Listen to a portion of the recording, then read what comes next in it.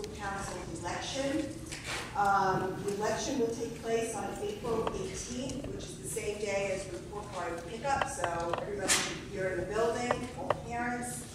The deadline for applications is March 8th, and we will be, the LSC will be hosting a candidate forum on March 27th. It's normally in the library. If we don't have enough room, we'll do it from here. I'd like to just talk for a minute about what the local school council does for those of you who might be interested in running. Essentially, the local school council, according to CPS, has about 4 or 5 primary functions. One function is to evaluate the performance of the principal. We select principals and we renew or choose not to renew a principal's contract. We vote annually on the school's budget and on certain expenditures that come up over the course of the year. We advise the principal on policy issues, and over the years I've been on the council that's ranged from how much homework kids should have to cell phones and discipline issues.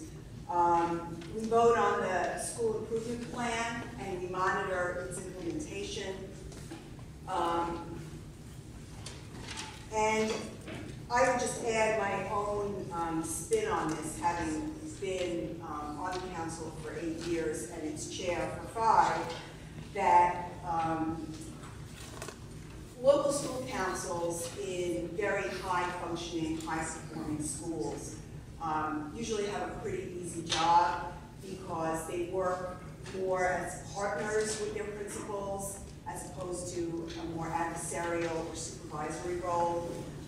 We've always tried to provide constructive criticism to our principals, and because we've had such great principals, that's been a really an easy partnership to work with. I also think that it's the responsibility of the LSC to set a certain tone and to be models for the rest of the school. We are leaders, we are elected, and one of the things that I've heard from both principals that I've worked with here is that Lincoln is like a 3-legged stool. The question is, what makes a Lincoln education a Lincoln education? It's 3 important parts that hold up the whole. It's really excellent administration, it's a first-rate faculty, and it's parent involvement. And I just think that no matter what else happens with this school over the next few years, and we all know that there are a lot of changes coming, that we have to remember that that is the core of Lincoln education. And the LSC plays an important role in that, and so does every parent in the school.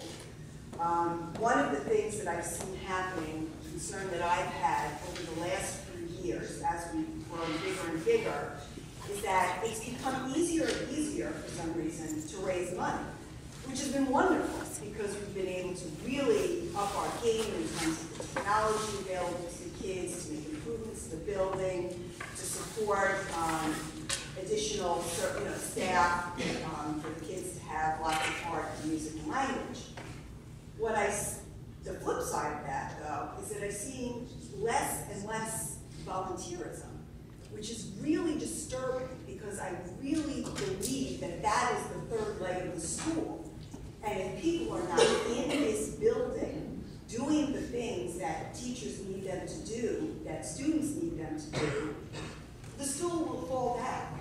And all these other plans that we're making about brand new buildings or expanding the school are really not going to mean anything if we don't have that lens of the school. So I just wanted to take this opportunity to make that point.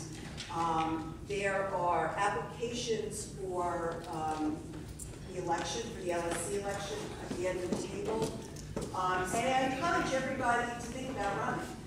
Anybody who's been in the school for a couple of years, who's been a room parent or involved with PTA or on the FOL or the LESMA, this is a great next step because you kind of have your feet wet, you know the school, you know how it runs, and kind of stepping to working on policy issues and working with our principal is really a very rewarding next step to take. That is it for announcements. I want to let you know that Mr. Anderson from CPS will be joining us in about 20 minutes to talk about CPS's proposals and the work they've done over the last month. So we're pushing our public participation section of our meeting, which we usually have up front, to the end so that we can do that. The next thing we need to do is to vote on our minutes. Has everybody had an opportunity to review the January minutes? Can I get a motion? Katie's moving. Second? Lois. All in favor? Thank you.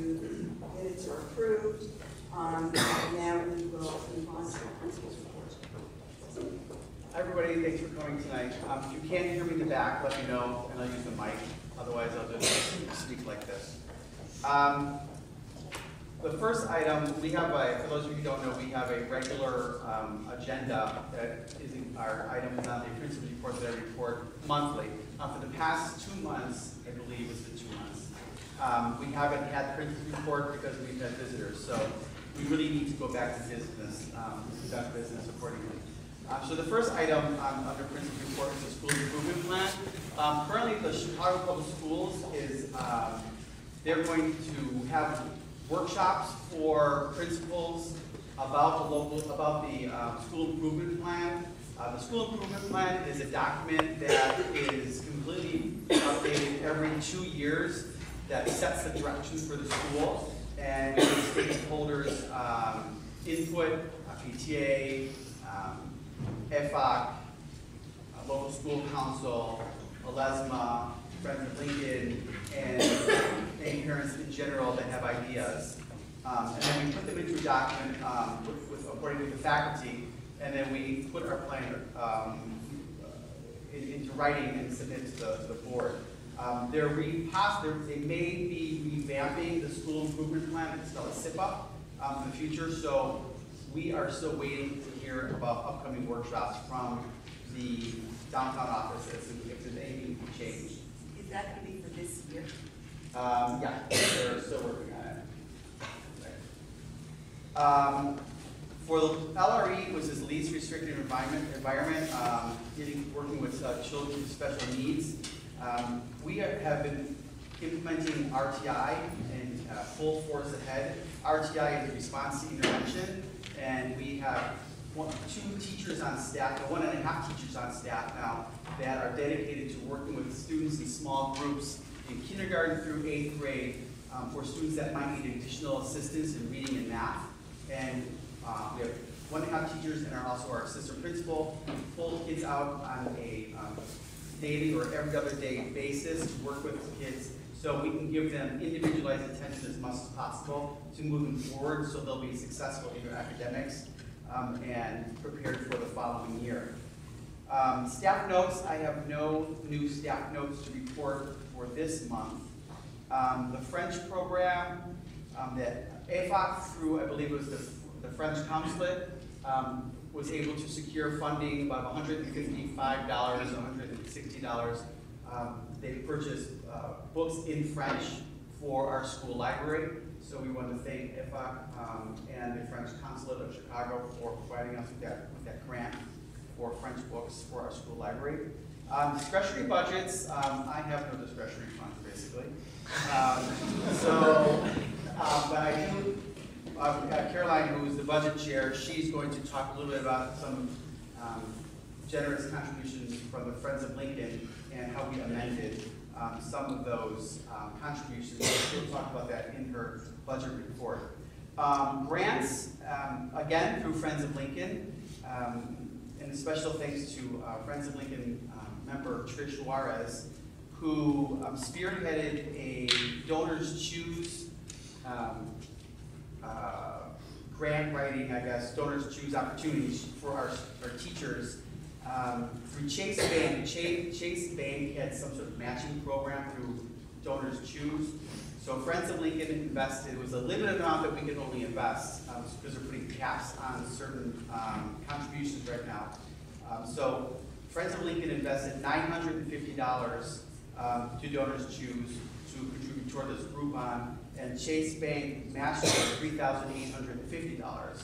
So a total of $4,750. So basically we received $3,850 free dollars for our teachers. 7 groups of teachers put forth projects to be funded. I'm sorry, 9 groups of teachers put forth projects to be funded. 7 were funded today. 2 projects still remain to be funded. And what I'm going to ask, and I'm going to put this in the Principal's Digest tomorrow, is I would like to see these last 2 projects funded. And so one is, both of them are really great projects, and you'll read about it in the Digest tomorrow. And what we're probably going to do is put them online as part of the online auction through the Friends of Lincoln. And I believe they can stay on Donors Choose for another 90 days. And I really would encourage you to take a look at these grants and fund them accordingly, because then we'll have all 9 of our projects funded, which I would really like to do for all of our teachers. For the calendar, there's a lot going on this month. As you can see, we have a lot of cute stuff around here. This is for the 2nd grade assembly, which takes place this Thursday. The first assembly is at 10 a.m. and the second assembly is at 1:55. It's a 2nd grade assembly, and we've had parents in here until about 6 or 7 o'clock this week. And today they left about half an hour ago to working on this, so I want to thank the parents for that. And even if you don't have 2nd grade graders, if you're available, come and see the performance, or I should say the assembly, because our kids are just, they're so proud of what they do. And it's just a wonderful educational opportunity, not only for them, but also for us in the audience. The CNA Club, the French CNA Club, is meeting this Friday at 3:30, and you'll get the permission slips tomorrow in the digest. A PTA meeting takes place this Friday at 3:30 in the afternoon in the library. Due to Lincoln's birthday, there's no school on the 13th of the month, and due to President's Day, there's no school on the 20th of the month. Also, the grade 8 and the grade 8 graduation photo retakes and winter sports picture day will take place this month on the 16th. That will also continue to be in the digest. We are working on an 8th grade trip this year to Washington, D.C. We really hope that it's going to be approved by the board. It was submitted to the board last Friday, and I really don't anticipate a problem with it, but you never know. So this would be a great opportunity for our kids to go to D.C. And I was talking to one of our parents this morning about there's a possibility that the kids will actually be able to go into the White House. I know this won't come as a surprise to you, but we have many Lincoln parents that have a lot of connections.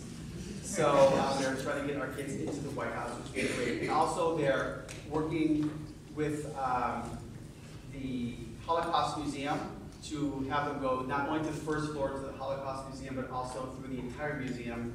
And we're, some of the 8th grade group parents are working on getting those free tickets for our students as well. This would be a jam-packed agenda for 3 full days. Leaving here, flying out of Chicago at 6 a.m. That means leaving Lincoln at 4 a.m. And I don't know, I think all the kids are excited about it, none of the adults are. And then coming home very late on a Friday night. So that's going to be a wonderful, not only educational opportunity for our students, but a wonderfully, I think, a fantastic bonding trip for our students. Also, Madam Reagan is in the midst of planning the 5th grade French camp, which is a tradition here in Lincoln for the students in 5th grade to go away to a camp overnight camp for 4 full days. And so we're working, that's in the process of being worked on right now. Both these trips, the 8th grade class to DC and also the French camp trip will take place, or scheduled to take place in May. For staff development or professional development, teachers have been working on assessment analysis of Scantron, which is an assessment that our students take 3 times a year, and also the Nibbles and M class, which are assessments that our kindergarten through 2nd grade teachers administer to our students. 13 teachers, grades 5 through 8, may be attending. I've set aside some monies for them to go to Santa Fe this summer for a week-long class at St. John's College to participate in Socratic seminars. And my goal is to have them bring Socratic seminars back to Lincoln. Last year we had 6 teachers go to St. John's College, and our Socratic seminars are amazing. I wish I would. I might even get permission for the students, from the students' parents, to have a videotape and put it. I don't want to put it on our website because I have this drum where people that enroll in our school, but I would like to somehow show it to you. The level I was observing a 6th grade, not a gifted, but the general program Socratic seminar on Lois Lowry's book, The Giver, the other day. And I was blown away by the level of inferencing the students did and the level of discussion that they had around this book. And it was one of those things that just, I was tingling for the rest of the day because the kids really got into it and they felt so adult-like, calling each other Miss So-and-so or Mr. So-and-so, and they giggled for a few times doing it.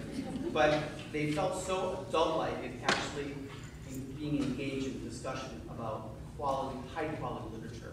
So this is something we've been doing for 2 years now, and it's really taking over by storm in the upper grades, and we're slowly going to move it down. 4 teachers attended the Illinois Gifted Conference on Monday, and I have not had a chance to talk to them yet about it, so I will be able to let you know more in depth about what they learned regarding that professional development.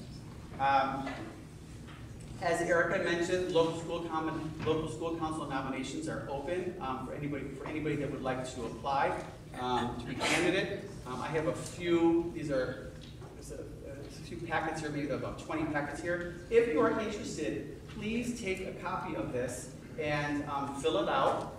I'm going to put the dates that Erica mentioned in the Principal's Digest tomorrow, so you don't need to memorize those dates about when the candidate form is, et cetera, et cetera. So and I will also attach these via PDF. So if you are interested and you don't pick one up tonight, or if there aren't any more, you will be able to gain access to these applications tomorrow through the Principal's Digest. Also, at the end of this month, the CPS survey, which is called My Voice, My School. For those of you who remember, they've been doing it for the past, I believe, 2 years. Survey of the school and the school's performance, et cetera, will be released, I believe, on February 20th of this month, and I will send you that link as well to take the survey. Surveys are very important. The faculty and I take surveys very seriously.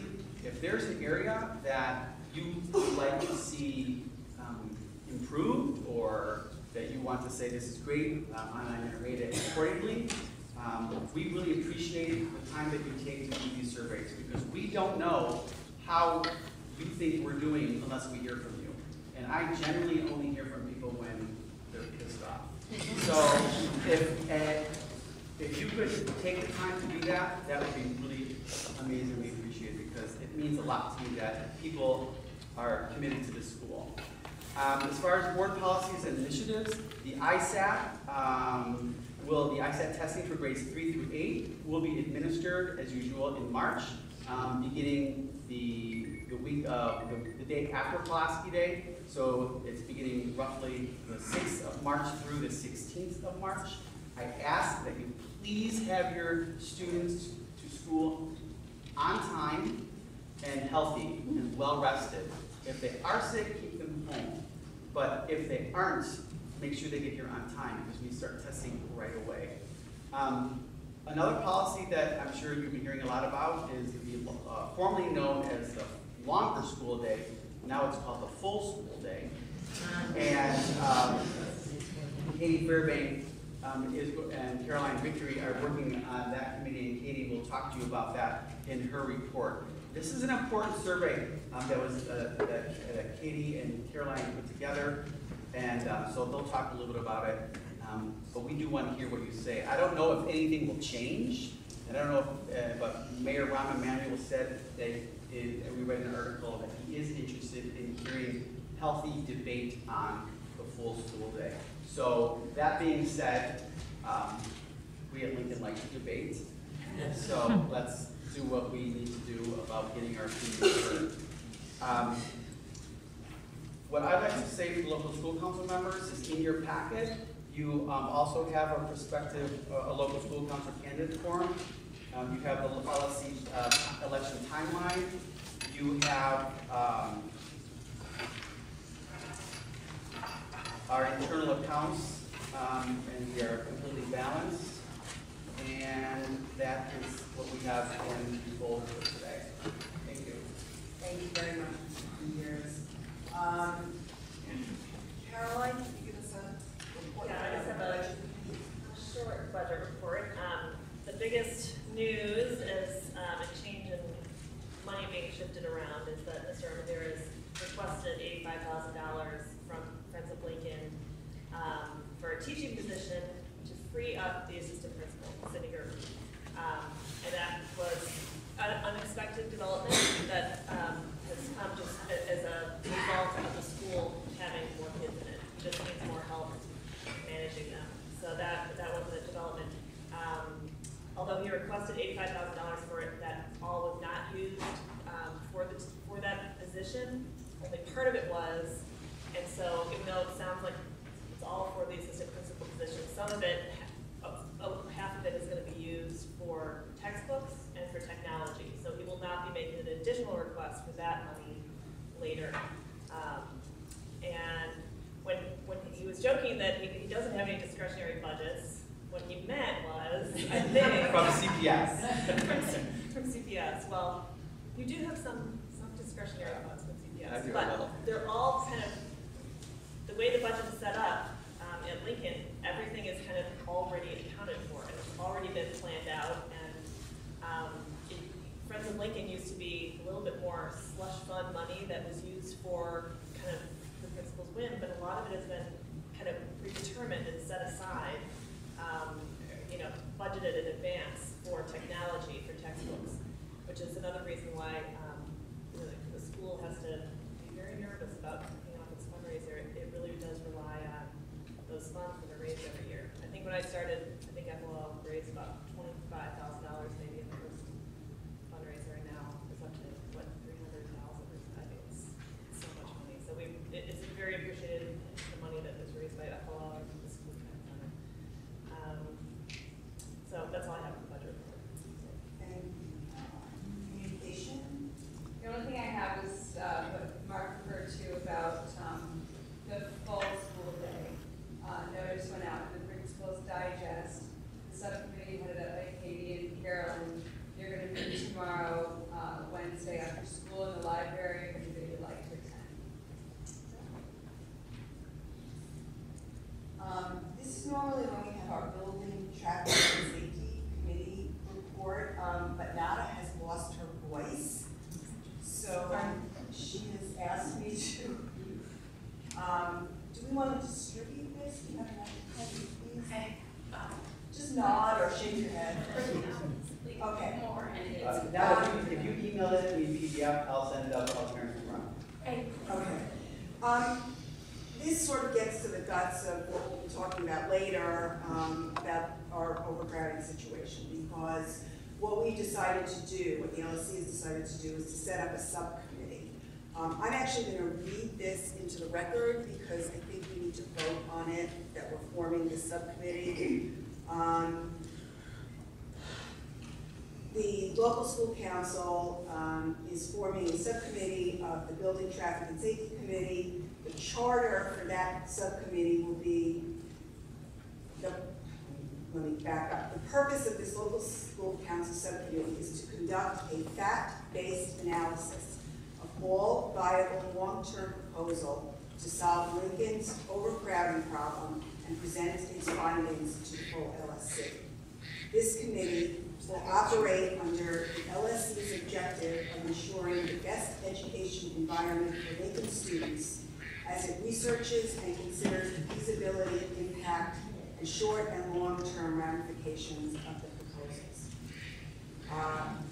The membership of the subcommittee will consist of Lincoln LSC members, administration and staff, Lincoln parents, and community members, as well as representatives from CPS and the 43rd Ward Alderman's Office. The first scheduled meeting of the committee is set for Wednesday, February 15th at 6:30 p.m. at Lincoln School. I am going to make a motion that we accept this charter for a subcommittee of the Building Traffic and Safety Committee. Can I get a second to that motion? India seconded, and all in favor? The motion passes unanimously. There are copies of this, and as you heard Mr. Romdira say, those will go out. We invite everyone who is interested in this issue to participate in this subcommittee. Nada, is there anything else you could? Oh, you're talking about communities? We had some vandalism happen at the Gray House. Someone must have gotten a BB gun for Christmas. So 5 of our windows have Oh, and the cost to replace it is like $5,000. So if there's been any other vandalism in the neighborhood with regards to BB guns or anything, if you wouldn't mind letting me know so I can work with the Alderman's office with regards to that, because that's a very sad thing for us. And our budget is If anybody of you have ever seen that movie, The Christmas Story? Yeah. The first thing I thought of. Thank you, Nada. Curriculum. Yeah, so as India mentioned, we will have this meeting tomorrow after school in the library, so everyone is welcome to attend. Hopefully you all were able to get on the survey, which was referenced in the Principal's Digest. If you, for some reason, didn't, there's still time, so check your email, get that link.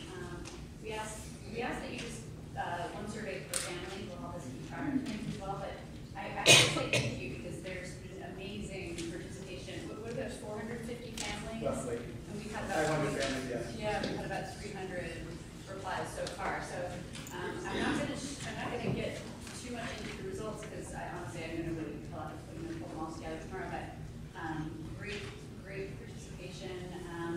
And what I would say that I've noticed so far is that we are divided, and frankly on this full day option. There's a long and very interesting history on Lincoln's 6.5-hour day. We are one of, I think, 13 CPS schools to have this day where we have lunch in the middle of the day. You'll hear of schools, great schools even, or good schools like Blaine and Alcott, who they dismiss at 1:45 and they move lunch and they jiggle things around. Our teachers for 40 years have met every year and recommitted the scheduling of our day to have lunch in the middle of the day for our kids. So yeah, it's been working really well. But I think it's very interesting that we are divided on whether we should support or oppose this 7.5-hour day. Because and what I like about being divided on this is because I think as a thoughtful community, it makes sense that some of us are just really thinking about rigor and academic excellence, and we want our kids to succeed and do the very best that they can. And we also know that the CPS model isn't working as well in a lot of other schools. But then another pool of us is really holding on to the enrichment that our kids have outside of school and childhood and things that are equally important to our kids' development. So a slight majority, I would say, right now, people opposing the longer day, but not an overwhelming one. So please come to discuss it tomorrow, 3:30 in the library.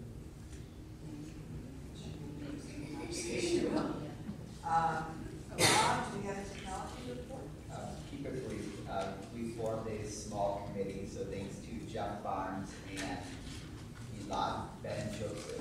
I apologize if I butchered his name, but We are working on some projects for Mark that Mark would like us to look into, and we will be working with the new technology coordinator who just started last month.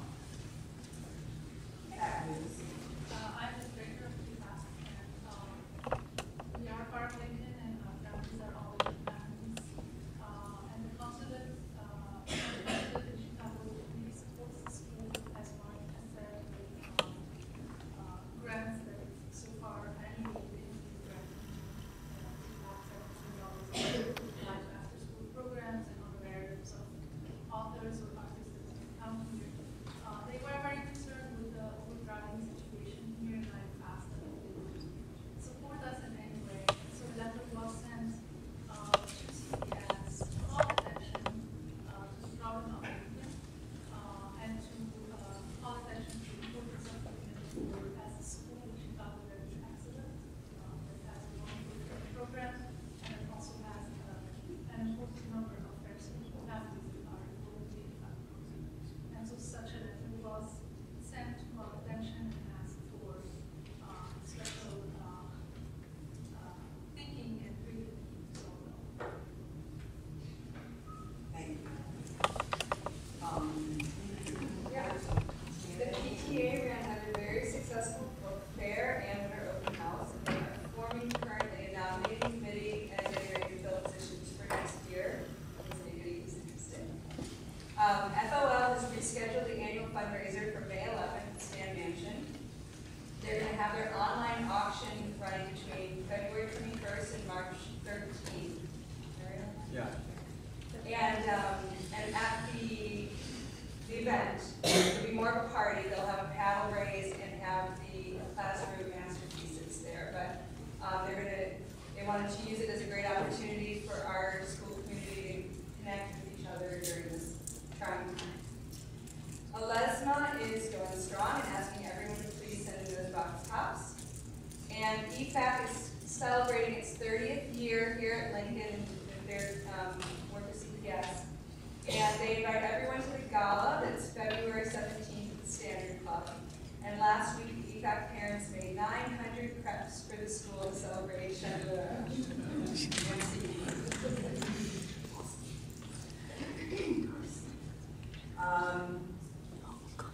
we have any older business that we need to discuss before we get on to? Okay. I see Adam Anderson lurking in the hallway. Lurking, there's a better word than that. Hey. So I hope you got a report for us.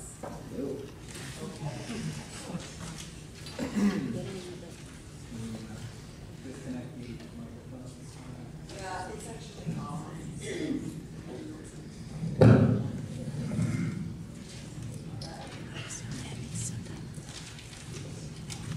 Okay. Good evening, everybody.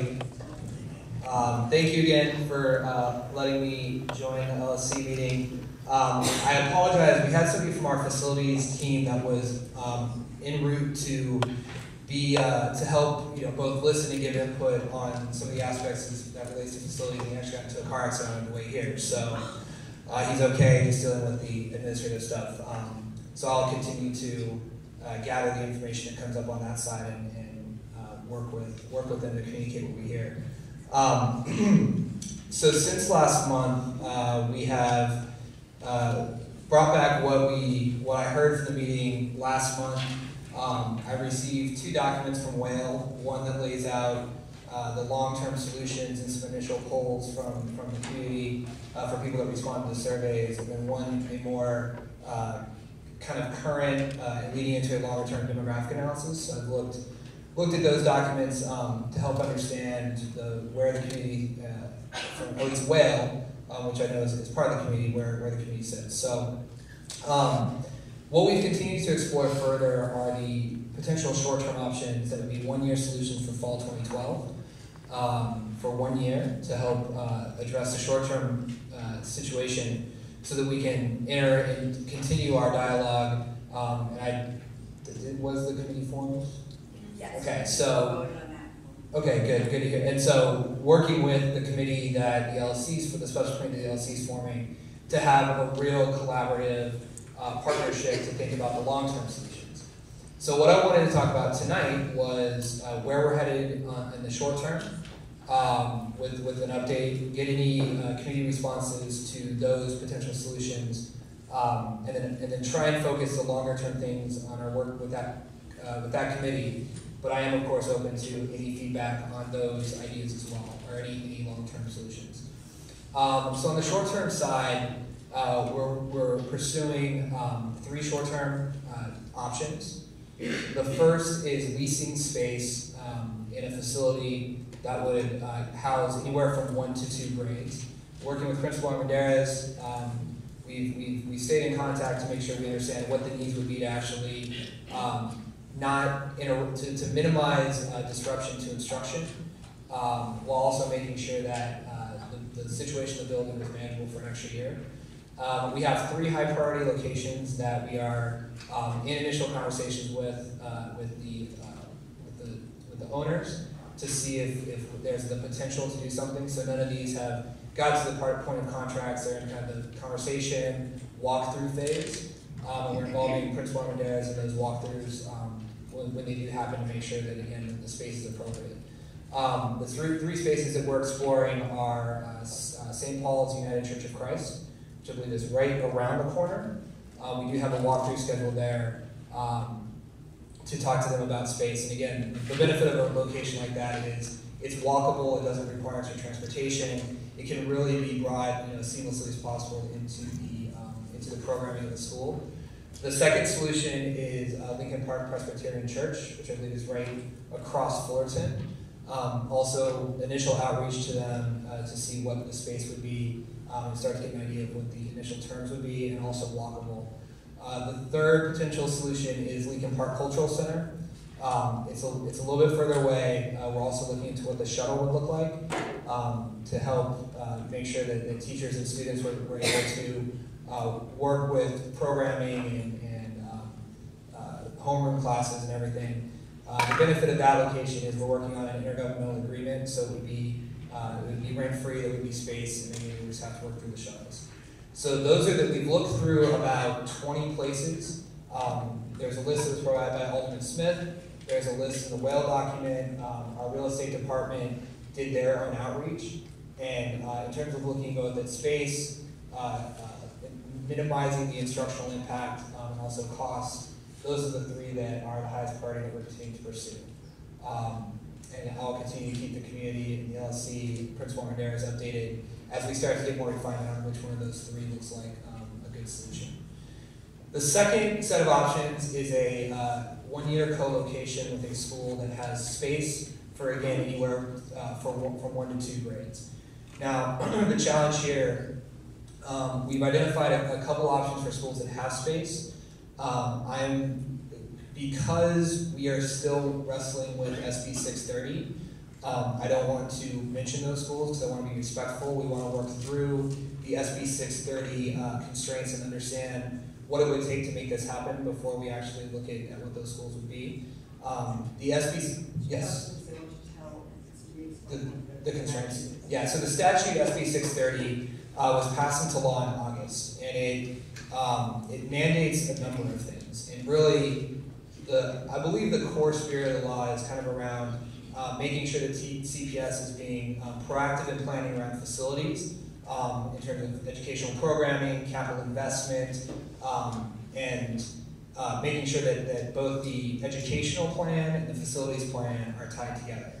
So there are components of it that require a 10-year educational facilities master plan due January 1st, 2013. A 5-year capital plan that's kind of refreshed every year that's tied to that plan, and the first one I believe is due June 1st. It's due the middle of this year. And then there's kind of annual processes that it mandates around how we assess facilities in terms of what capital investments they need, and that's kind of an annual process. It also requires space utilization standards, which went live, I believe, December 30th. So all of those things are to help put CPS on a consistent and transparent planning process.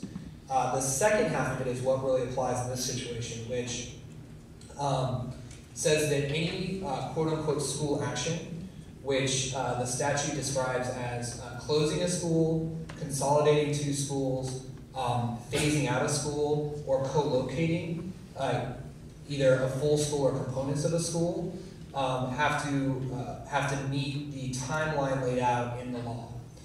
So in this situation, one of the things that we would talk about would be co-locating 1 or 2 grades of Lincoln Elementary in a school that has space to house those grades. That falls under the statute because it is a co-location. And what the statute calls for is by November 1st of every year, so I'll play this out as if we were going to try and do something fall 2012. By November 1st of 2011, we announced guidelines for school actions. So we announced what are the guiding principles that we have to abide by for any closings, co-locations, consolidations, phase outs, or what else was. So we announced those, and that's where everything that's in the news around schools that were closing, schools that were proposing to close, etc. We had to have very clear performance guidelines to say what schools would be considered. There was a stipulation of those guidelines for co-location due to utilization. And we are proposing 3 co-locations as part of those actions. However, the next step, and this is where we start to run into issues with the statute, is by December 1st, we had to announce publicly the rationale and the proposal for any action that fell within the school action definition. So anything that would have involved a co-location of Lincoln Elementary in any way, shape, or form, by law would have had to have been announced on December 1st.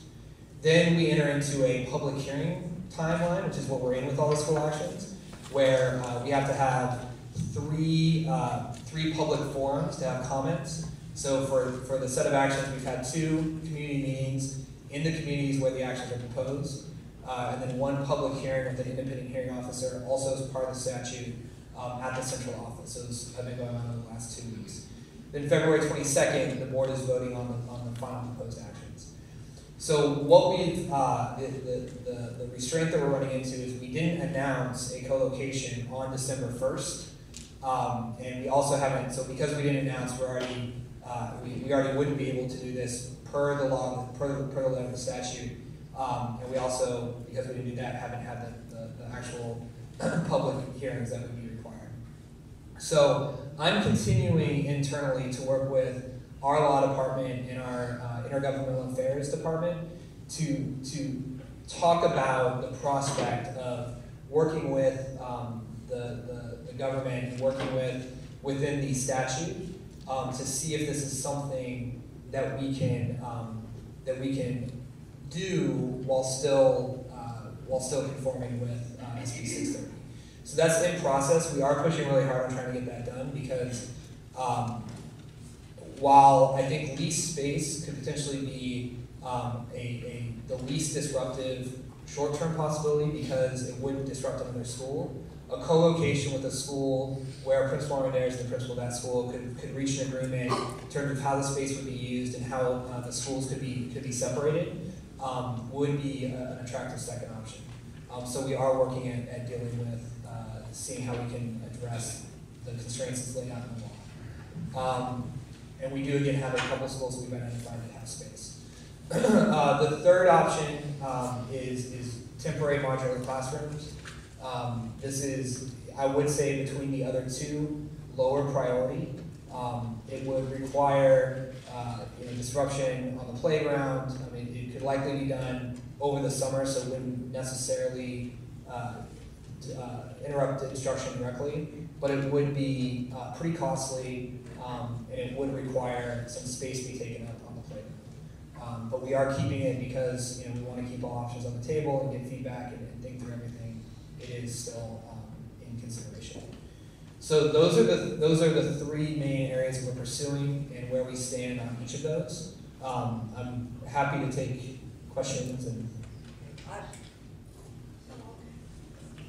I was going to start with the school council, actually. If there's anybody who has anything you want to say or questions you want to ask or respond.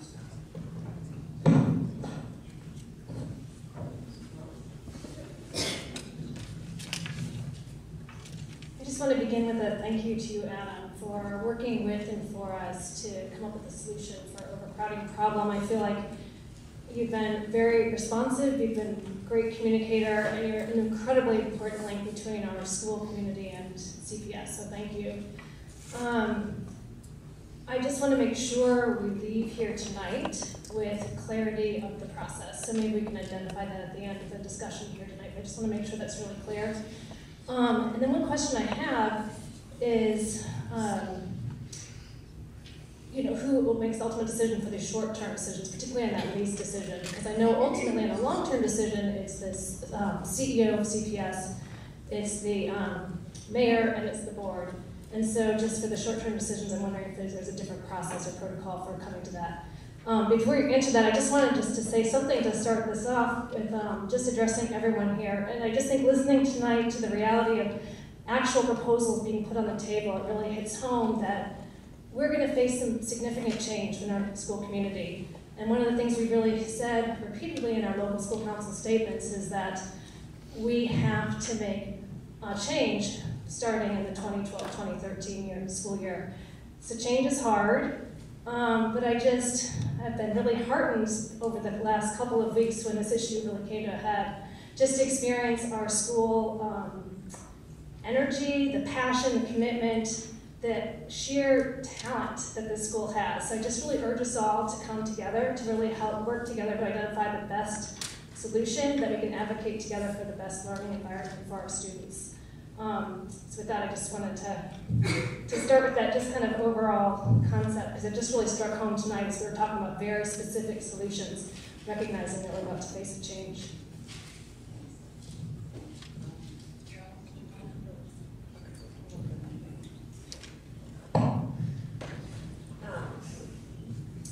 Adam, no offense to you, because you've been extremely helpful with us and very communicative, but I do have to say that I'm disappointed with the short-term options that have been put on the table by CPS.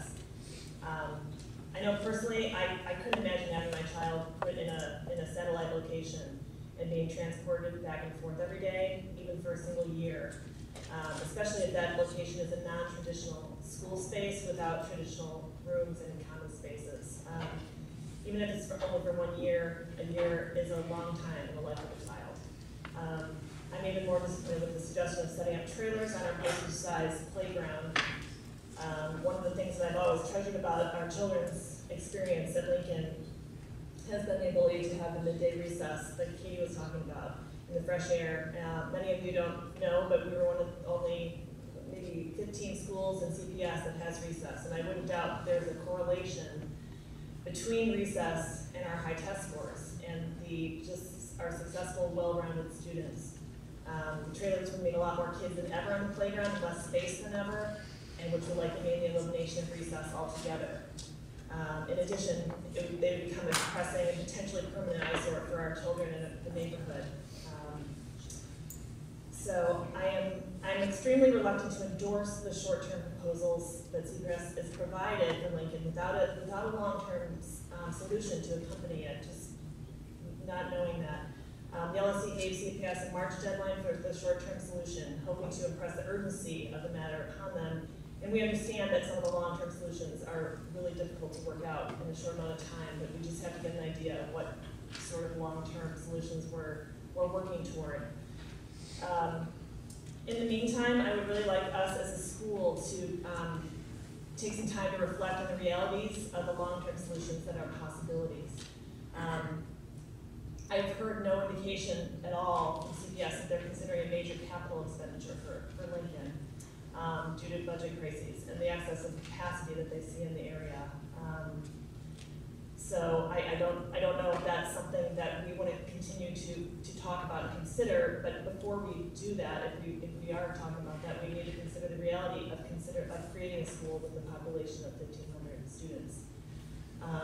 Or it might be less, but that is a possibility of what might be coming down the road.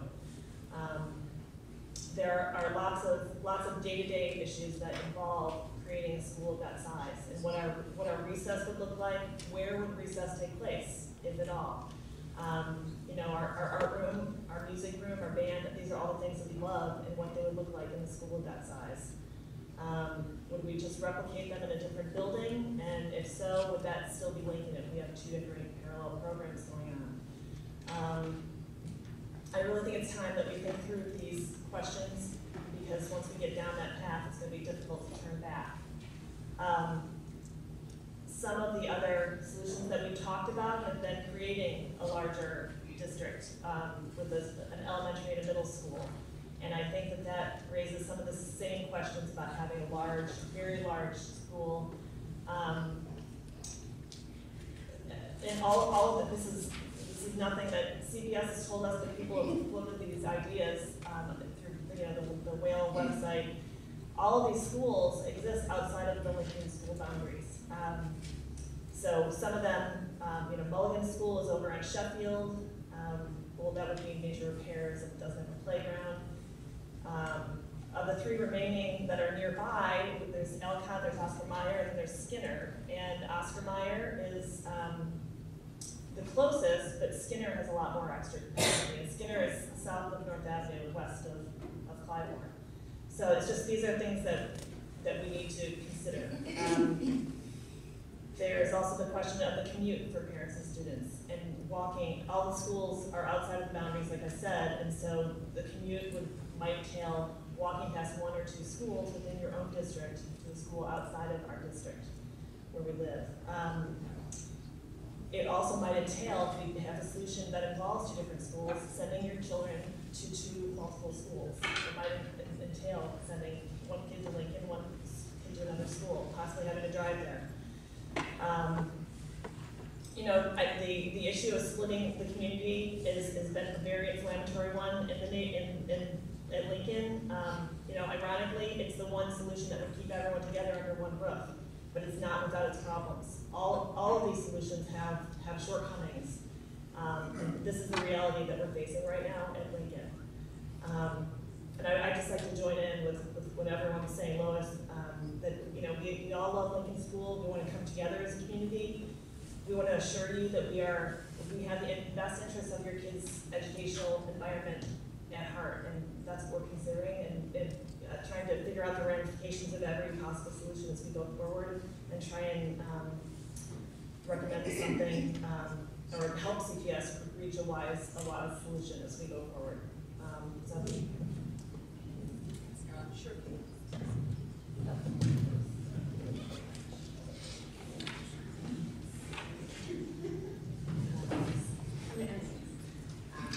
So I'm just going to try and talk about the list. Doesn't seem to want to stretch.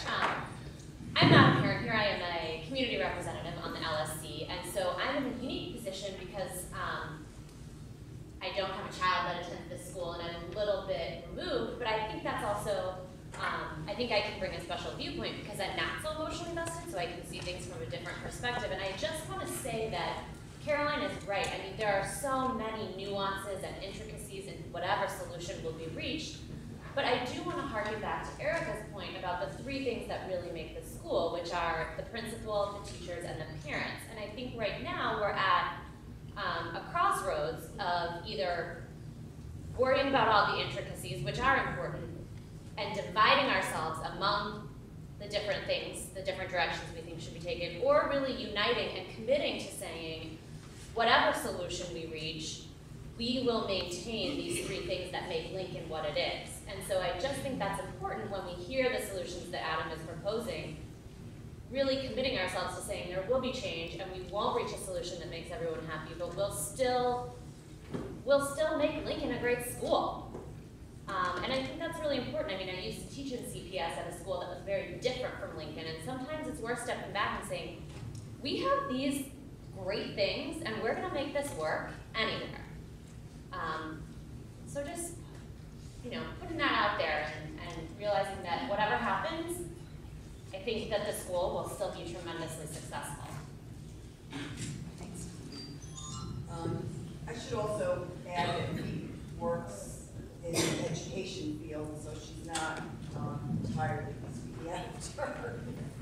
And she's been a great contribution to the LSC over the last 2 years. Is there anybody else on the LSC who would like talk about the proposals or have any questions? Actually, I see you're struggling.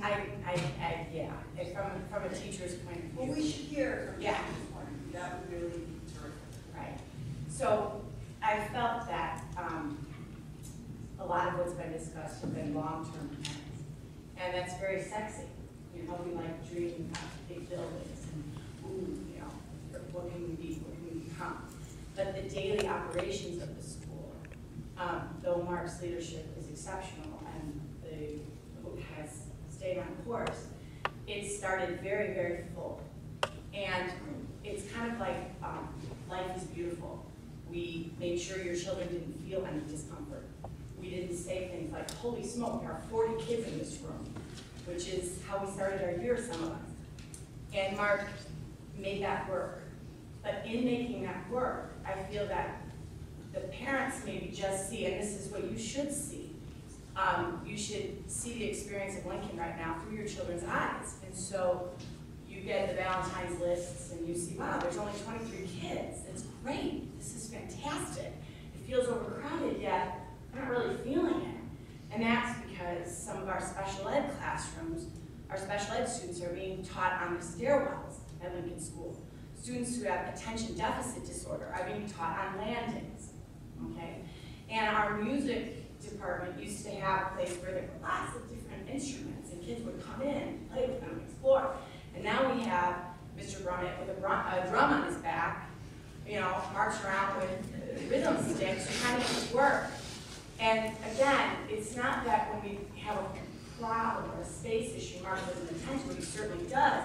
This room, which used to have, you know, beautiful assemblies every month, your children would go to assemblies. And now we have to take turns with assemblies. So we don't have as many assemblies anymore because the room is being utilized for band on Mondays and Fridays.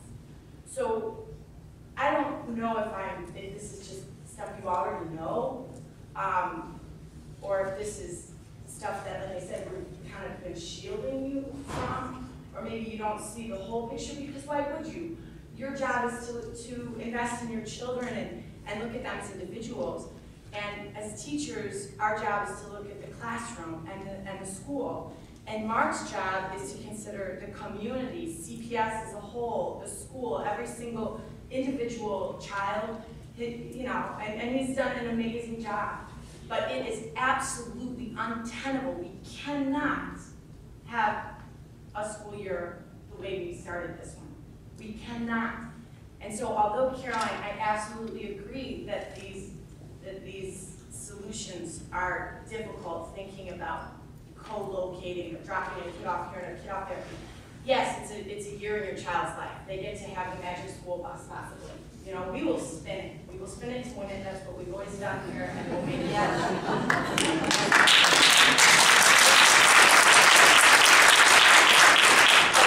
We can't whine about this. We can't be babies. We have to build a tough skin. And if it means, yes, some of us are, I mean, the teachers, we know this. It could be my classroom. It could be anybody's classroom that gets co-located. And we're like, okay, and we'll make that work.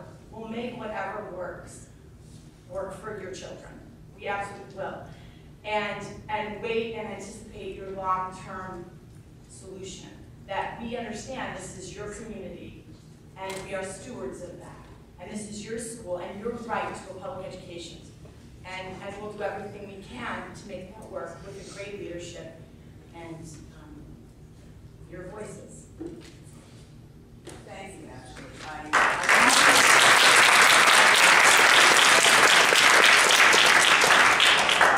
Teachers have really, really been heroic this year. I can't emphasize that enough. They have really been heroic.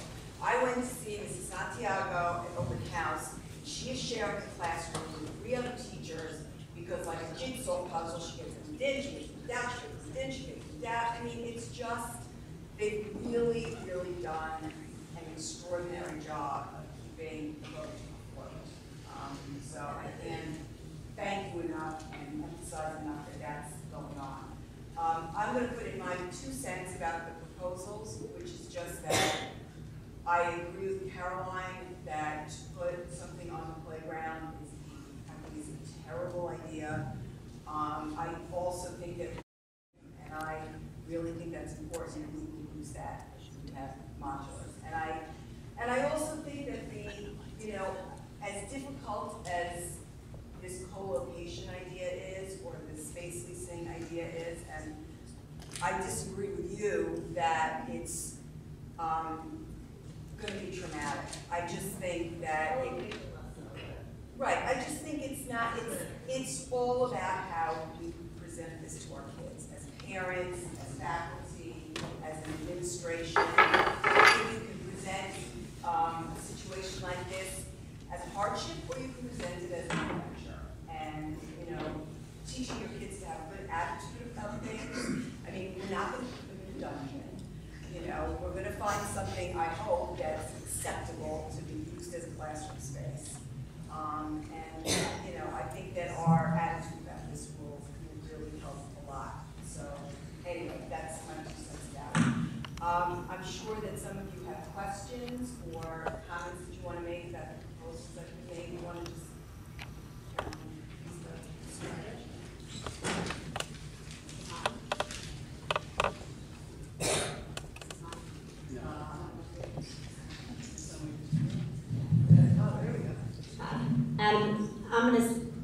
My feelings, thank you again for coming and for working with this community.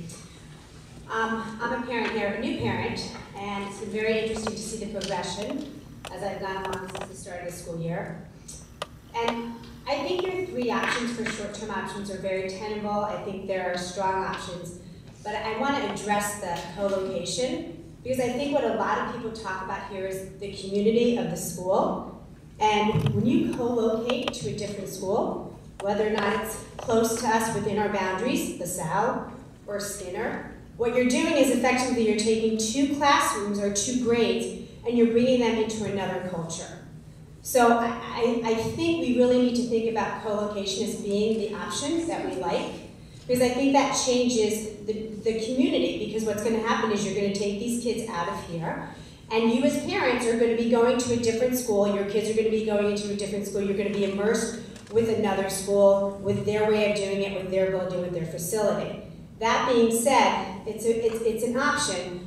I think if we're able to lease space, what's going to happen is you're just literally going to shift 2 grades out and you're just going to create a little satellite Lincoln. You're going to see the same parents at drop-off, you're going to be able to walk by this school, you can walk in and say hello to Mark. I mean, I think that being said, I think that's a really strong option that we should put forth. I think that makes a difference because I think you're going to see the same thing. You're just going to be going to a different building. I think for your children, like you said, it's a great experience. It's a new thing. It might be fun for them. Your children's attitudes are going to be drawn from you, and we need to be positive for our kids. And I think the teachers and the faculty at the school have made it work, and they know how to make it work.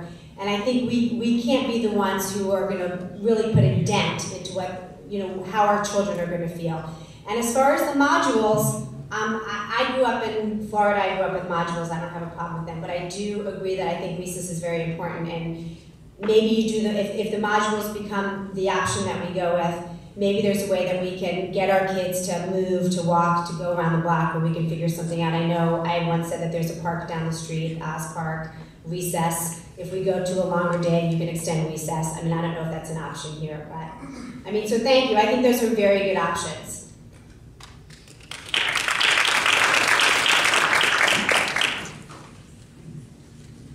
Thank you, Council, for the opportunity to speak tonight, and thank you for the option from CPS.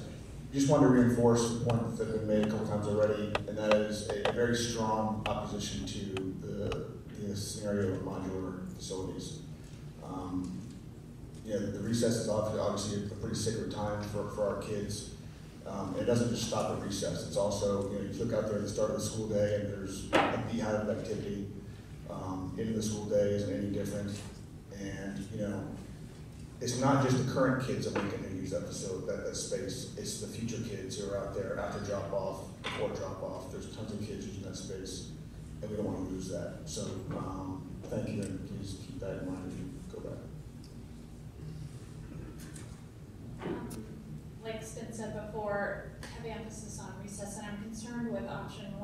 choices that you said, for the most part, don't have a playground.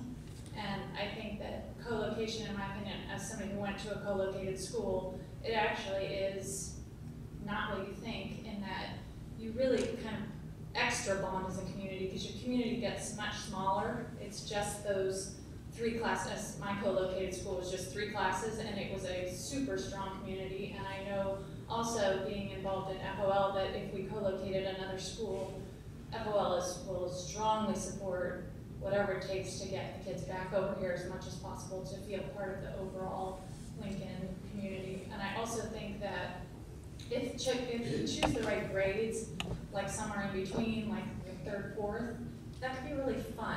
Going from a K to 8 school, it could be really fun to have a little break where you're kind of excited, and no matter what, it's going to hit one of my kids, because I have one at the beginning, one in the middle, and one at the end. I mean, just the one thing that I absolutely will send me packing is if there is not a place for them to play. Just living in the city, I mean, with postage stamp backyard, these kids have to have a space. So even if it's a leased space, they have to have a space.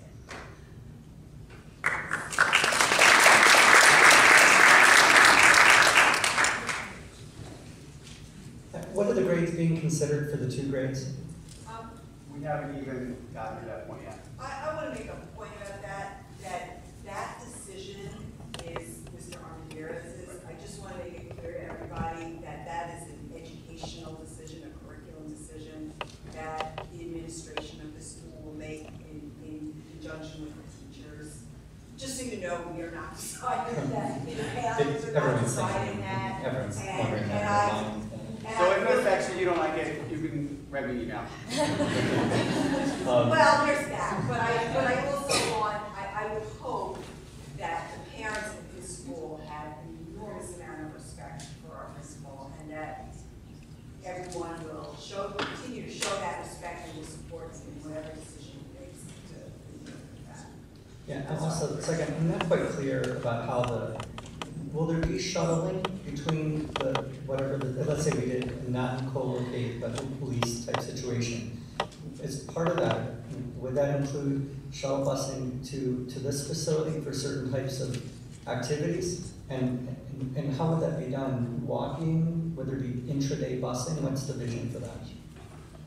Well, it depends on the location. For example, if it's over at St. Paul's, because I haven't looked at their spaces at all, that doesn't require any like shuttling of buses, using the use of bus. Same with the First Presbyterian Church over here, that wouldn't entail anything like buses.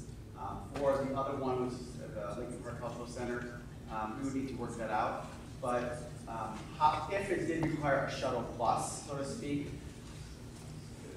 what I told the LSC and Adam is that I would have to create a schedule so the teachers still, according to the union, are given their preparation periods. And that means so those kids would come over from whatever location that may be, if any of the 3 short-term locations. I still need, by contract, I have to provide the teachers with prep periods.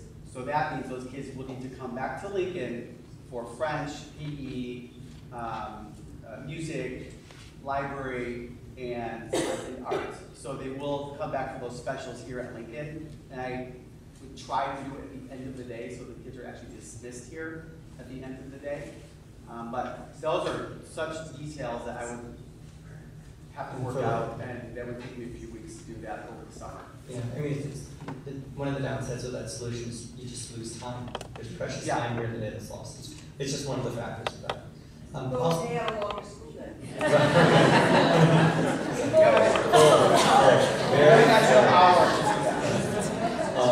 They can walk then. Last item that I wanted to mention, I was surprised, and I think other people will be too, that another religious institution is being considered. And I can only imagine that you'll have some parents that might have an issue with that, and so that's something I would anticipate someone will bring up at some point. Just one process point to go off of what Principal Armendariz was saying. Every facility that we looked at, we worked with Principal Armendariz to make sure that it would be one. So that's where our ongoing communication, our process of working together to make sure that we're not running down the path of recommending something that's not actionable. Everything that we're actually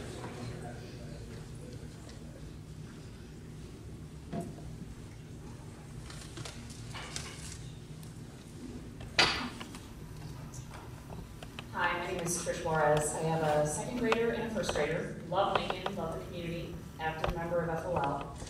I guess what I'm looking at is, where are we negotiating here?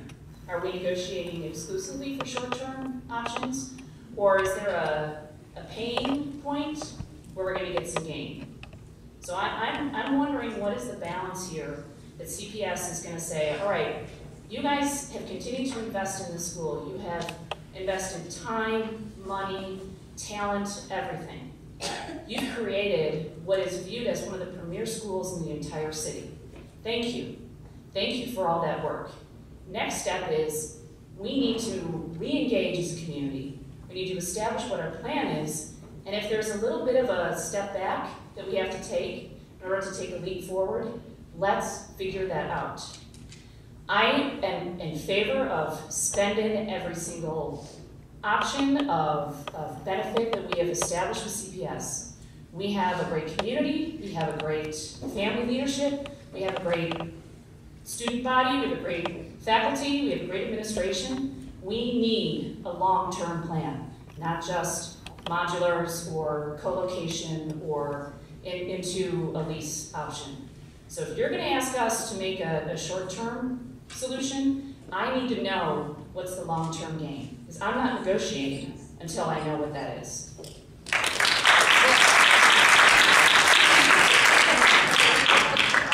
know what, I just want to jump on that for 1 second, because I actually failed to do something when we talked about this subcommittee. Now, we need to talk about a deadline, and I'd like to do that. We really need to have a report back by a date certain. I was thinking about the May meeting. I would like to have our first meeting first. Okay. And come back via email or through the digest with that date. I don't want to make an arbitrary date up right now. Okay. So if you would give me the time. Right. Or the committee the time to do that. Okay. I mean, I guess, obviously, you'll report to us every month, but I would like to know that before the end of this school year, we're going to be able to look at the spreadsheet of all the options, all the pros and cons, and be able to get behind something, some things vis-a-vis our situation with CPS. I mean, I don't, we're not abandoning any long-term solutions here by any means. I just want to know that the teachers will have what they need for next year, but, by the end of this school year, I'm laid up here. I have an 8th grader, my son is graduating, I'm finally graduating after 14 years at Lincoln School, and I will not leave here without knowing that something's in place to take care of things, for the future. So, I do expect this library to have a full report back for the next school year. Yes. I just want to make sure that I fully understand the short-term options. I'm unclear what it means to co-locate. Is it one grade for an entire year for the whole day, or is it classes? And if, let's say, a grade is selected and this goes into 2 years, do they become the co-located grade for that period of time? Yeah, and so this would, and I'll at some point I'll cover the long-term point if I didn't want to say anything about that, but this is not intended to be more than a 1-year solution. The only way it would become more than 1 year is if working together are a longer-term solution that we will know. My date would be September, because March to September is going to be fine long-term, but there would be checkpoints and progress along the way. The only way it would go into, let's say, the 2013-2014 school year is if it's required to execute the long-term solution. So I want to be very clear here. There is no desire to make any of these short-term solutions that we're talking about more than 1 year. In terms of what it would look like for a year, let's say that we found a school that had room for 4 classrooms, so it would be 1 grade. That's where, again, we would work with Principal Armendariz to figure out what does that look like. Is it the same grade all year going for most of the day, and then coming back here at the end of the day for their specialties, is there a way to rotate? I mean, this is all where Principal Armendariz' expertise would come in and would default to him on that. But it is, in terms of what a co-location is Lincoln Elementary School with Lincoln staff, Lincoln faculty, everybody in Lincoln, just within classrooms in another building. So it's not anything that whatever other school it may be would have any say over what happened within those. So you're not merging classrooms and sharing teachers? No. Very all same.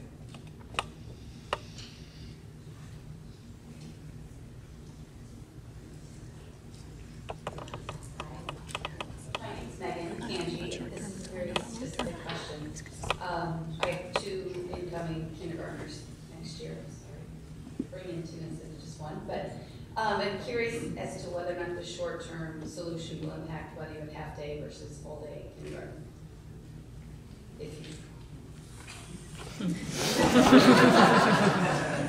I would say, again, I don't want to speak programming because that's Principal Armendariz. I can say that we, as we talk about this internally, are aware of the fact that right now Lincoln does only have half-day kindergarten, and that is not what is ideal for the community. And so, especially as we start to talk about long-term solutions, that's one of the things that we have looked at is, how can we make that something that we unlock as part of the long-term solution. But in the short term, again, it would kind of depend on what the option was to come program comes out. But it's, half-day kindergarten is not the ideal educational solution. Hi again. So you had mentioned that the short-term solution wasn't intended to be longer than a year, and right before you were saying that, a couple minutes before, just based on some other comments, it got me thinking that if we're starting to talk about fall deadlines, that it seems realistic that anyone who's thinking about a new building should put that aside. If we're looking at this as a 1-year solution, because it will take multiple years to get something like a new building. So I know many people have thought about that, and maybe there's some plans for that, but that would easily take more than 1 year. So I'm just not sure if 1 year is realistic based on some of the things that you described. You're talking about constructing a new building, right? Yeah. So I'm not a proponent for that. I think there's some other options. It's a good one. Money's available and there's time to build it. But it just seems realistically that if we were just to do the short-term 1 year option, a new building sounds like it would be off the table, but it sounds like you're going to speak to some of the longer-term options. Why don't you do that? Yes. Let me grab the microphone for this one. So one thing I want to say about long-term is, I can't speak for past administrations, but I can speak for the current administration, and I can speak to my role. And so, as I had mentioned last week or last month when I was here, as the Officer of Portfolio Planning and Strategy, my job is to look ahead. And my job is to not look ahead 6 months to the upcoming school year. My job is to look ahead 1, 3, 5, 10 years, and to look at communities and neighborhoods and networks and CPS as a whole, and start to think, how do we set ourselves up to be a school district that serves every student in every community? Now, one of the ways that we talk about serving every student in every community is looking at what is working and figuring out how to make it bigger and how to make it better. And looking at what's not working and figuring out how to either get it out of our schools and away from our children or to fix it. So everything that we talk, and there was some striking analysis in the demographic analysis that was provided to me by WALE, where there's a situation here at Lincoln where Lincoln is a below average size elementary school with well above average performance. So as I think about, long-term strategy and planning in the district, that's not the right way to run a district. Having a school that's high-performing be underrepresented is not effective. So one of the things I do want to say as we start to look at the long-term solution is how do we take Lincoln and what you've done, and I agree, it's the families, it's the community, it's the staff, it's the administration, it's the culture, it's the instruction, it's everything that when we look at a school say should be in place for a school to be successful that Lincoln has. How do we take that and grow it? And I can say that that's going to be what I'm going to try and lay out as we start to talk about the long-term solution and work with the special committee to figure out how to do that. We are living in a cost-constrained environment, budgetary across the district. That doesn't mean that we can't figure out other ways. I didn't want to say other ways, because everything will be on the table for the long term. But that doesn't mean that we can't start to think about how do we expand on Lincoln with all of the different opportunities that we have. And so when Erica talks about a spreadsheet, that's what I see. There's going to be a list of options, and it's going to range from, it's going to range from a lot of different things that involve very little money to things that involve a lot of money, and we're just going to have those conversations. But I do want to say, a world where one of our higher performing schools, with one of the best reputations, with one of the most engaged communities, one of the most talented principals, and some of the best staff, when that school is underrepresented in a district, that is not ideal. And I hear that expressed from the community, and that's how I feel. And I'm happy to say that, and that's a point that I want to make sure comes across as we think long term.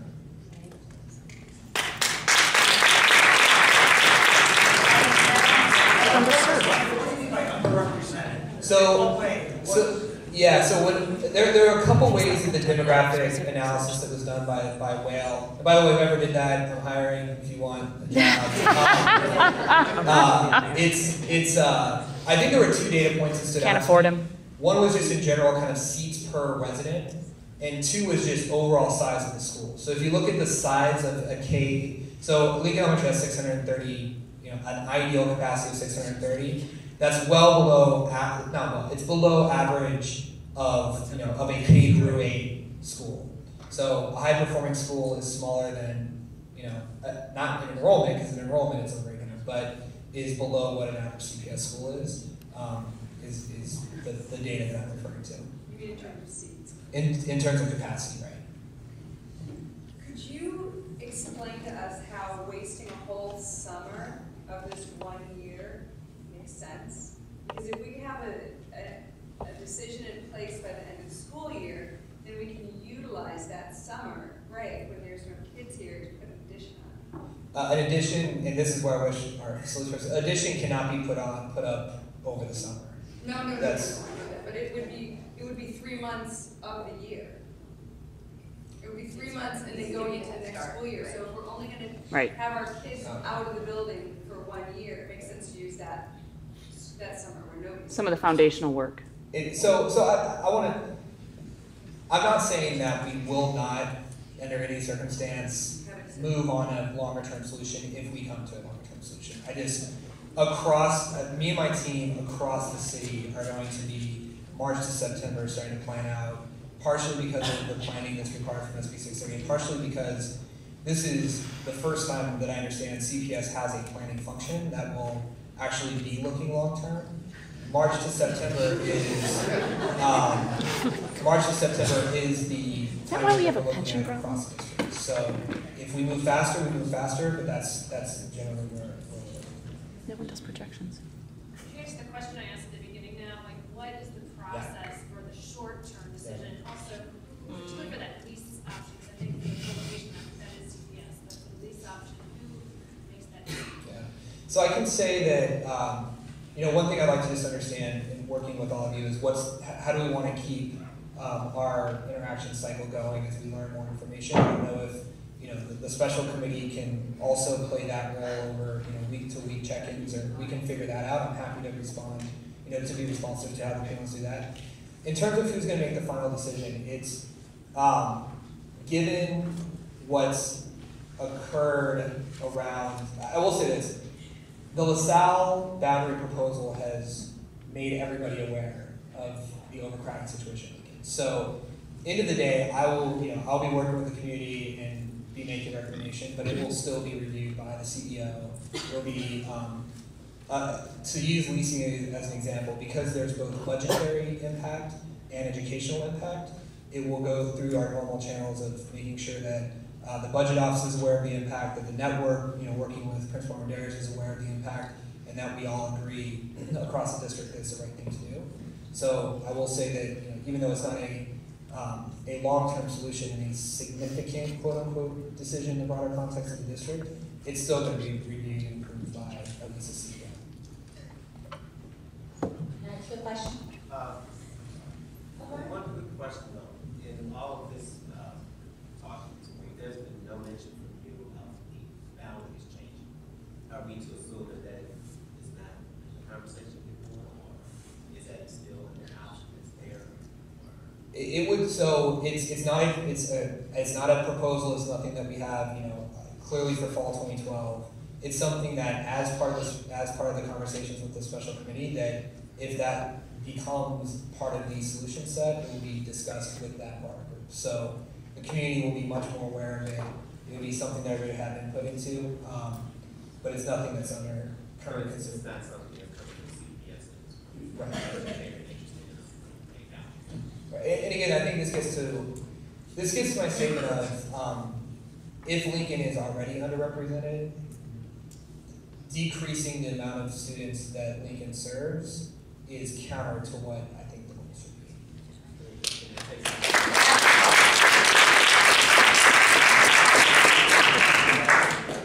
What's the ideal representation of What's the So that is a question that part of the Educational Facilities Master Plan that I mentioned early on. That question is going to be part of that conversation over the next, up to January 1st. Because that is, when we start to think about how do we use our existing facilities in a way that is educationally appropriate, that question is the key question. So that's something that as we talk about that as we lay out our Educational Master Facilities Plan, Educational Facilities Master Plan, and as we work with the special committee, we can continue to have that dialogue.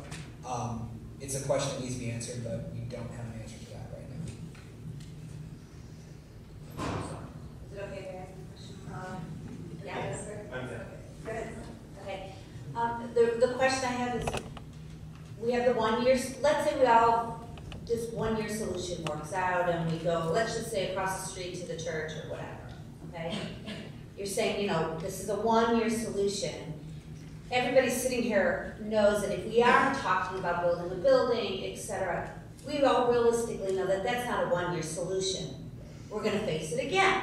So what I think this community needs, and what a lot of people need to work towards a goal, is a goal, okay? So we need, someone to say, look, if you guys stick with us for 1, 2, 3 years, in 3 years, we are gonna have a brand new building for you, and is that possible? Are you guys ever gonna say that to us?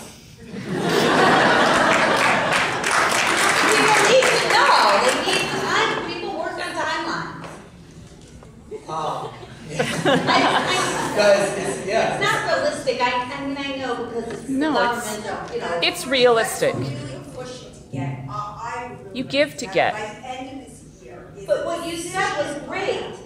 You're like, let's get it done, for the summer, or whatever. But you and I know realistically, they're not gonna they're not gonna go that fast. No, not to build the building, but if we have a decision from CPS, we can all get behind one of these proposals. Exactly. By, say, the end of this school year. Maybe a little optimistic, but you never know. So let's say we get behind something by the end of the school year and CPS is able to make a decision about it. Yeah. Then we can say, okay, we're really going to have to be out of this building for 3 years, or we're going to need to. I have no idea what's going to happen. Right. I think people will build it 2 blocks, whatever. But at that point, we have a year's breathing room to plan for it and to say, okay, now that we have a year and we know we're going to build a building wherever, okay, what are we going to do for those other 2 Right, we're years? willing to accept that we'll be out of the building for 2 more years, or. But you gotta I think it's extremely complicated issue.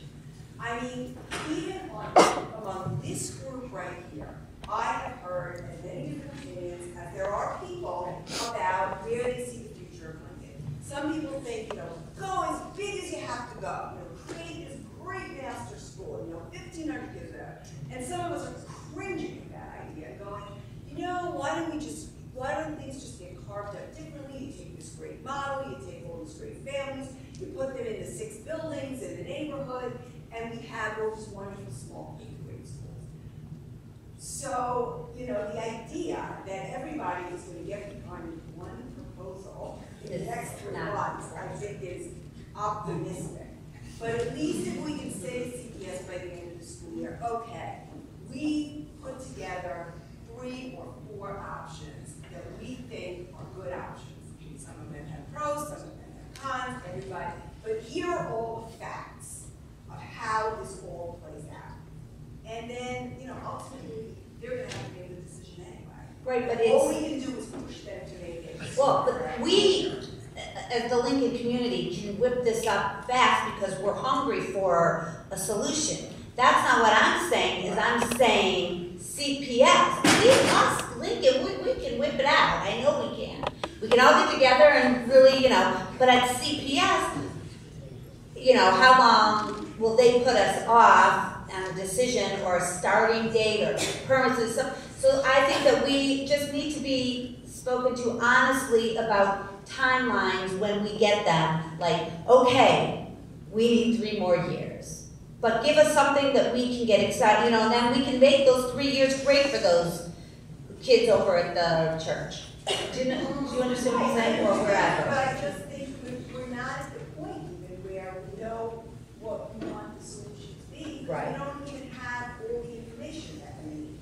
So let's get that information together. Right. And, then hopefully we can all get behind not one solution. I don't know, whatever it's to be. I think everybody has to understand that when he says that when you say it's 1 year, it really isn't 1 year out of the building. Well, we don't know yet. Well, unless, right. That's it. And we're going to have to live with some uncertainty for at least a few months. I would also like to take credit for this council having somebody from CPS at every single meeting for the last 3 months. Because, when we were being criticized for not doing anything, it took 2 years to get somebody down here. And we've gotten somebody here every single month. The progress we've made, Erica, at the past 4 meetings, the progress we've made, I think, is tremendous, and hats off to all of you. Really. I think we're finally getting somewhere. Same. So please don't think that I was saying you guys weren't. I wasn't even talking to you guys. I was talking about the bureaucratic CPS. I know. We all have this frustration. I said, and I told that. No disrespect. It's a big bureaucracy. And it's, this is the 3rd largest school district in the country. I can't even imagine what it's like to run such a this. I just have a quick question. Are you consulting any of the parents about getting them information on the space that you're looking for? Only because there's a ton of parental involvement, and a lot of people are very local in their businesses, and if you give us an idea of the amount of square footage, the zoning requirements, the different requirements for it to be a public school, perhaps we can find something closer. I mean, for instance, I have 7,000 square feet that's vacant on Lincoln and Webster, currently building out as condos. I don't think the people in the building would like it, but who knows? If it fits within the zoning, it could be an easy solution. So maybe if we can get an email with what you're looking for, we can, within the community, try to find something a little bit closer. Actually, no, that's the whole purpose of this meeting that Nada spearhead is to get people with ideas to come to that meeting with those ideas so we can develop cohorts that can research into various ideas and dig in deep to get that information and then come back and report on each of those ideas. Right. So that's the perfect place to bring up these ideas. Yeah, mine is totally selfish. I have a lot of kids, so I don't want anybody having to go far away from home. Right. No, there's nothing wrong with that. I'm saying, but this is a meeting that we're just voting on to establish that whole purpose of this meeting. Then just 2 other quick comments. I know nobody likes the modular component. My biggest fear is out of sight, out of mind. If we solve it by going to another school and it looks really pretty and you come to the school and there's not so many kids, it takes a lot longer for a long-term solution. And we're blunting the pain of that by shuttling the kids back and forth and making their lives inconvenient, although I think my kids' lives actually need to be less convenient personally. And then the third is just if anyone's throwing out the option of a junior high, like 6th, 7th, and 8th, you know that Richard Zuzik lost the lease for the Fresh Market. He's got 22,000 square feet with a parking garage. It's a really great opportunity, and it also, theoretically, you have an elementary school at 2300 North, a junior high school at 2200 North, and a high school at 2000 North. So in the march to high school, you're kind of going in one direction. I don't know if you would be interested because he has residential across the street, and theoretically that would devalue that. There would be less people interested in living across from a junior high, but it depends on how many people you offend. Those are really the only things. But to me, the short-term solution, I know that I want my kids to have recess too. They have a lot of energy, and I think the biggest problem, though, in my opinion, would be how do you study in a trailer when there's a recess outside? It's really loud. And I know aesthetically it's not appealing, but at the end of the day, if we're trying to create a community and we're trying to see the same faces and really work together, I just feel like physically the closer we are to one another, the more likely we're going to head in a direction together, personally. And then I'd like more information on redistricting. I will be behind whatever school that I fall in. If we are not in Lincoln and we have to go to Oscar Mayer or LaSalle or wherever, I would back that school and my kids would just go to that school. It would be cool. That's the public school we're in. So I just want to make sure that that's not being thrown out the window because some specific people want to dictate what school they go to. At the end of the day, we should go to the school that's closest to our house, and that's how the neighborhood schools are. And I just want to make sure, I would like to know if that's off the table, cool, but if it's off the table because a few families really screamed about it, that's not cool, okay?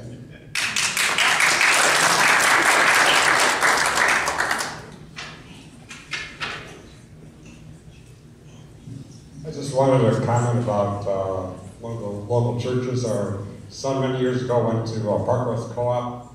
It's located right here around the corner. Great teachers, wonderful facility, big gym. So if anyone's anxious about one of these solutions, I can say that solution for our family was wonderful.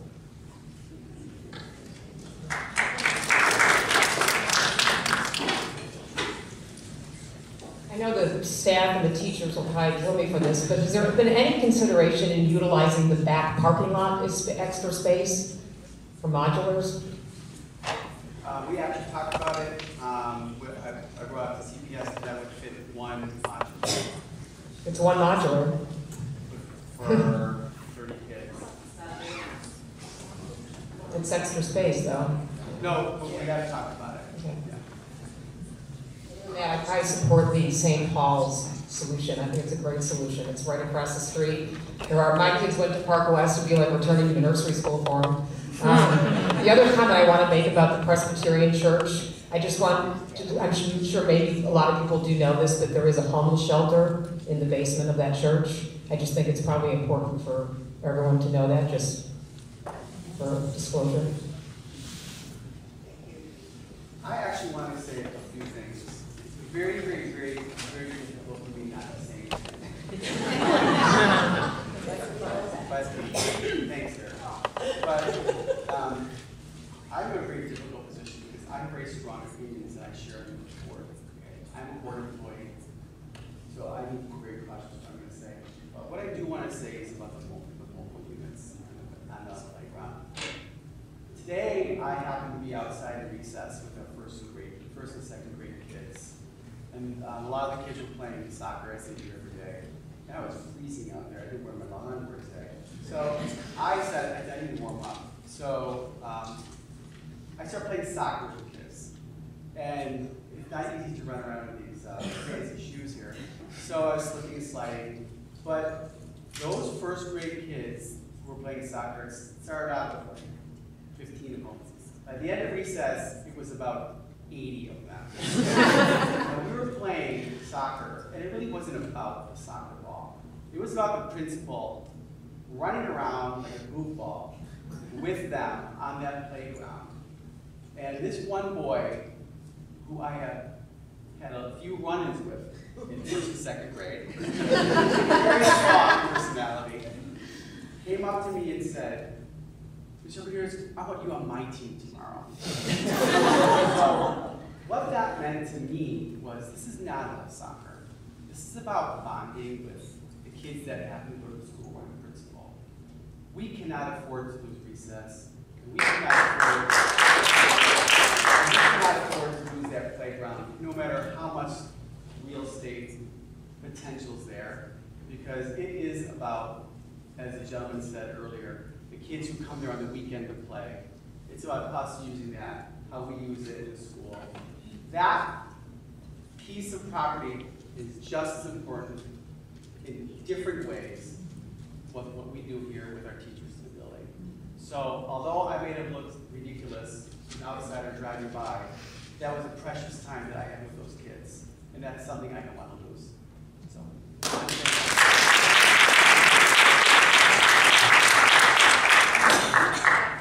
I'm going to try to wrap it up. You want to say one thing?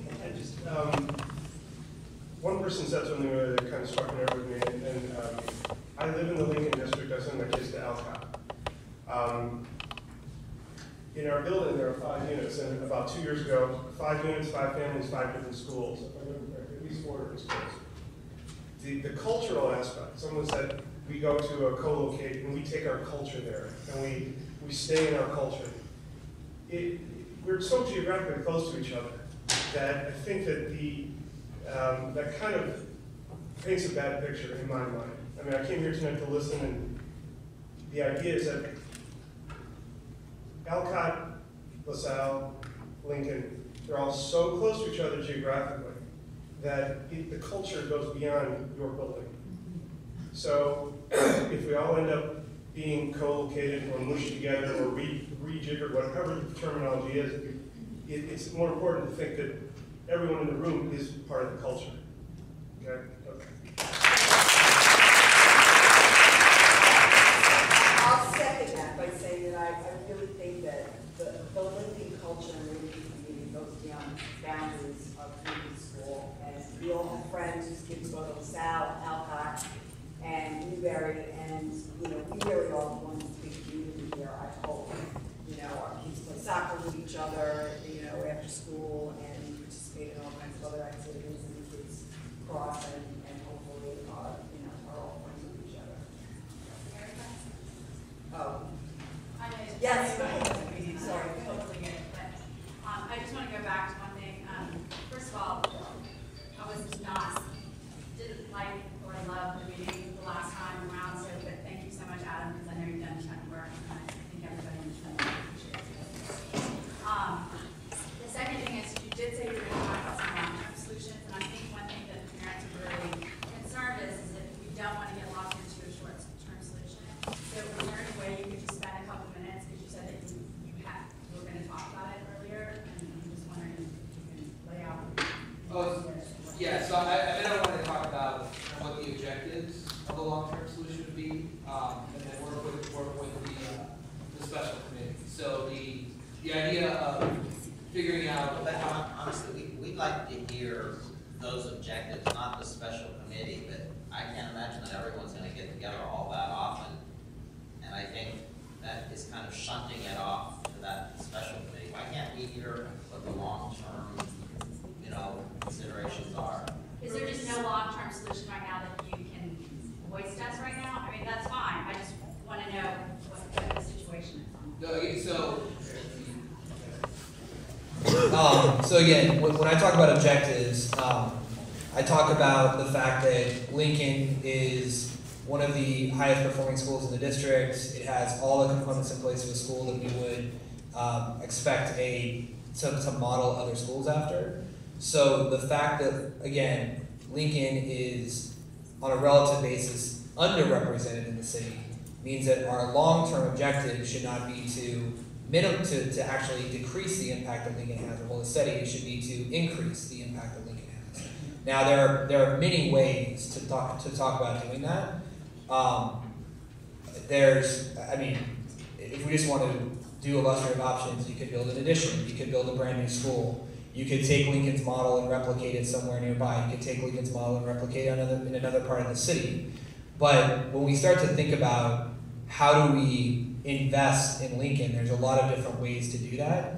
And the objective of the long-term solution, which will be my objective, and which I'll communicate with the special committee to make sure we're going towards that, is not how do we, that's what, so the idea of decreasing Lincoln's boundary is, I'm not saying that redistricting is a broader thing or boundary changes are not something that we think about as a district, as a few people have mentioned, but the idea of shrinking Lincoln's boundary is counter to the objective of expanding the reach of Lincoln. So, are there, I've reviewed, and our facilities team has reviewed the plans for additions, we've reviewed the plans for new schools. Those are all things that we'll have on the table. Can I say, now, we also do have to paint a very clear budget picture, that our capital planning process is very tight right now. And for every dollar that we spend in capital is one less dollar that goes to a classroom. We're playing a zero-sum budget game right now. So we have to be very thoughtful about how we spend money. Again, not saying it's off the table, but it's going to be part of the conversation that we have, as CPS and with the special committee. So well, I just sitting, also, we're a big fundraising school. So don't underestimate what our community can do as a group. Yeah, so absolutely. When we're talking about funds, make sure that you're also bringing that to the table to the communities that we know we're up against. Right. And I would say that, again, as we talk long-term planning, when we lay out options, we lay out what would be the cost and the time of any option that we have, whether it's, involves construction or doesn't, and lay out that picture. And then as we start to evaluate it and working with the community, if somebody wants to donate $50 million, I'm sure we can figure out a way to get a building. But it's up to all of us to work together to present the options, present the real picture of it, present what it would take to get it done, and work together to figure out the best way to do it. Piggybacking on that, kind of getting away from the word objectives, what, if any, parameters have the special committee been given? I mean, it's great to say pie in the sky, I'm going to follow the English on the score on the moon, but that's probably not going to happen, and it's probably not the budget. So, have any parameters been given, or is it just make up your wish list from A to Z, and we're going to pick the best one out of that? Is there at least something you're working with? The committee is working with as many different ideas as they can come up with, and as many different ideas as they can research, so that they're coming back with us, not just like, build this building, okay, what is this going to cost? How is this going to be done? How long is this going to take? That's what we're looking for, is information about ideas both extraordinary and small. And I understand that from what the committee is willing to report. What I'm asking is, as CPS said, here are your parameters. This is what you have to work with. One idea too is, Adams indicated that we could get CPS representation from which department was it that would come to this committee so that we are working within, not just pie in the sky, but so that the stuff that we are working on are feasible. And I don't want to hijack, but y'all could work for 6 months on this and come up with what you think are stellar solutions, and then CPS could say, those are great solutions, if only we had more money back to the drawing board, and then there's been a huge waste of time. No, that's why we're going to have somebody from CPS in those meetings. That's the point of that, and someone from the Alderman's office. We want representation from every stakeholder so that, the solutions that are presented are, have some basis in reality. Piggyback one more, then, does CPS have we've got a timeline for a solution? If a timeline for parameters as to what you're willing or able to do within your budget, within the timelines, and any of that? So I think, as I said, I've said that either myself or somebody from my office will be with the committee. We can talk about how we're gonna stage this in, but the sooner we can get to a set of options with the cost and the timeline, the sooner we can tighten that inner circle with CPS to say, with the budget office, with the education office, to say, are these reasonable? I mean, I think the two key questions which have both been put on the table today are, what money, if any, or maximum or whatever, is available potentially for a project, and two, how big is too big? I mean, I think that those are going to be the two things that we're going to wrestle with, and because we as CPS are going through a process to define both our capital plan and our kind of educational master plan as part of the process we're going through, I think it would be premature and unfair to the community for us to set a parameter on either of those before we start the process. But I do completely agree that we need to have close communication and close iteration so that before an idea gets running too far, we do have that check to say, is it reasonable? Because if you ask me now, I'm like, my line is going to have to be there if there is no money. Like, if you want a parameter, that's the parameter that I've been given for just about every decision that I'm making across the district. Now, That can't be the parameter. huh? There can't be the parameter, obviously, though, because if there's a free solution, I'd love to use it. Right. So that's why it's going to be a bit of an iterative process. That's why close collaboration and coordination, which I believe, as everybody's talking about tonight, we have exhibited in the last 2 months and shown that we can actually have that collaboration. We'll just need to continue.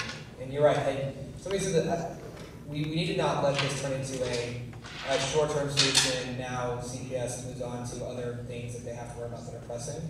I can say this is my commitment that this is a issue that we need to come up with a solution for for the long term. And that's my commitment to the We've got that on tape. I've got a lot of things on tape.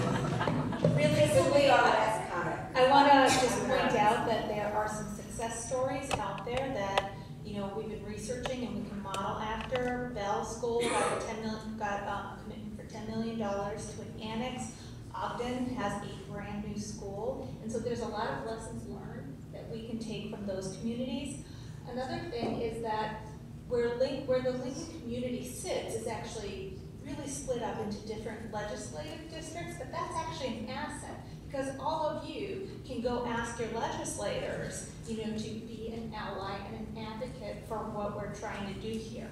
I also want to thank Ms. Williams for what she said sort of at the top of the meeting, because I really think that's true. It's we can all naysay any solution that comes to the table. We can criticize anything, but how we spin it together and also how we talk about this or don't talk about this in front of our children, I think is very important. And so I want to thank the strong faculty and staff, you know, the LSC for investing so much time, and the parents for investing so much time in this too, and for CPS coming to the table in really good faith. I just want to recognize that.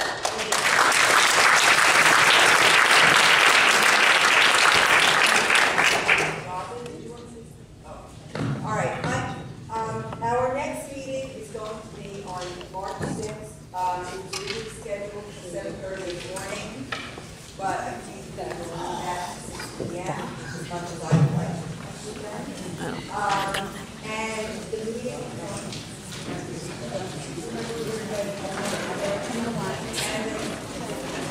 Thank you. and the subcommittee meeting is on February 6th.